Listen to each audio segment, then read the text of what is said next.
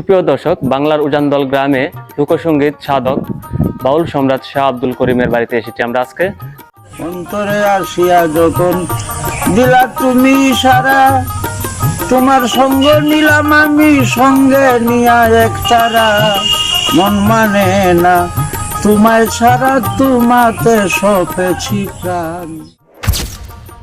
প্রিয় বন্ধুরা, আজকে আমাদের গন্তব্য বাউল জগতের সম্রাট শাহ আব্দুল করিমের বাড়ি। দিরাই থেকে সরাসরি এই ঘাটে আসার পর আমরা অসংখ্য নৌকা দেখতে পাই। যদিও ঘাটটা অস্থায়ী, মানে সব সময় এই ঘাটটা থাকে না। নৌকাতে ওঠার পর যেন মনে হচ্ছে অন্য এক জগতে পা রাখলাম। বাতাসের শব্দ আর পানির শব্দ কানে বাড়ি দিচ্ছে।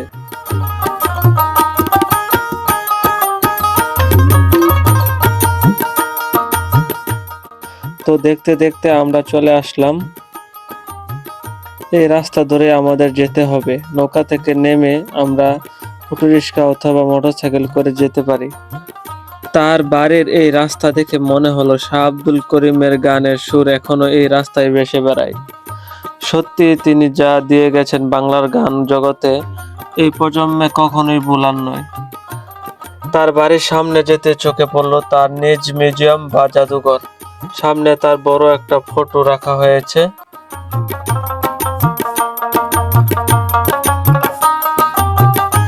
আজও যেন বাঁশির সুর খুঁজে বেড়ায় শাহ আব্দুল করিমকে, তার সুরের সাধককে।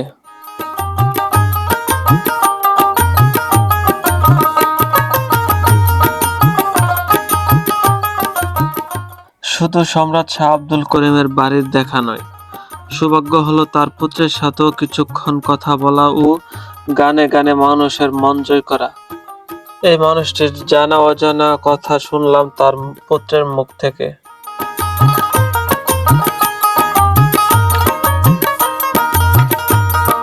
একটু পরে শুরু হয়ে গেল মুষলধারে বৃষ্টি। এই বৃষ্টির পরিবেশ যেন আরো আমাদের শাহ আব্দুল করিমের কথা মনে করিয়ে দিচ্ছে।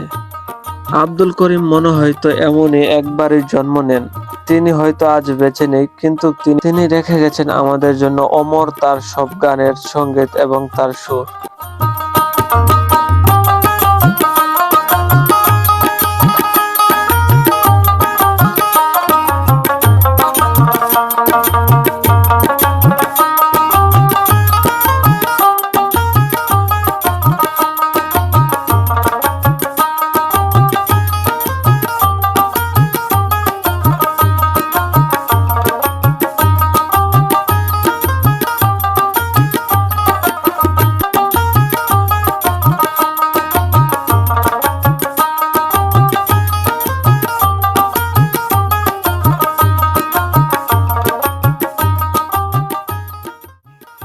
প্রিয় বন্ধুরা, শাহ আব্দুল করিমের এই ভিডিওটি এই পর্যন্তই। ইনশাল্লাহ সামনে তার বাড়িতে তার জন্মদিন উপলক্ষে আসছে লোক উৎসব, আমরা আসবো, দেখানোর চেষ্টা করবো ইনশাল্লাহ। আজকের মতো বিদায় নিচ্ছি। আল্লাহ হাফেজ।